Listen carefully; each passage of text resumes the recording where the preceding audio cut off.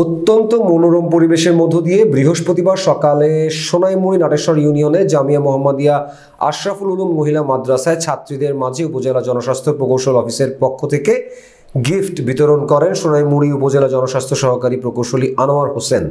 জামিয়া মোহাম্মদিয়া আশরাফুল উলুম মাদ্রাসার প্রতিষ্ঠাতা পরিচালক হাফেজ মাওলানা মোহাম্মদ সালাহ উদ্দিন এর সভাপতিত্বে ও আহসান উল্লাহ মানিক এর পরিচালনায় অতিথি হিসেবে উপস্থিত ছিলেন বিশিষ্ট রাজনীতিবিদ ও সমাজসেবক নূর হোসেন মিন্টু, রাজনীতিবিদ শিব্বির আহমেদ সাব্বির সহ এলাকার অন্যান্য গণ্যমান্য ব্যক্তিবর্গ।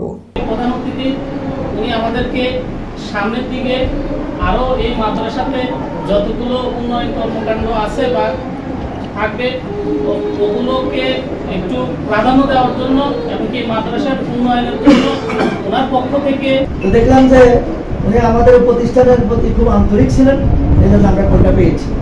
ভবিষ্যতে আমরা উনি যখন আজকে সচক্ষে এসেছেন এই জন্য আমরা আন্তরিক এবং আমরা আমাদের প্রতিষ্ঠানের পক্ষ থেকে ওনাকে ধন্যবাদ জানাই। আর আমাদের আসলে তো প্রতিষ্ঠানের চাহিদা শেষ নেই, তারপরে উনি যতটুকু আশা দিয়েছেন আমাদেরকে কিছু লাইনঘাট বাতা দিয়েছেন, এটার জন্য আমরা ওনাকে ধন্যবাদ জানাই। প্রতিষ্ঠানের সাথে আমাদের এমনি পিডিবি ফোন নামে একটা প্রকল্প আছে।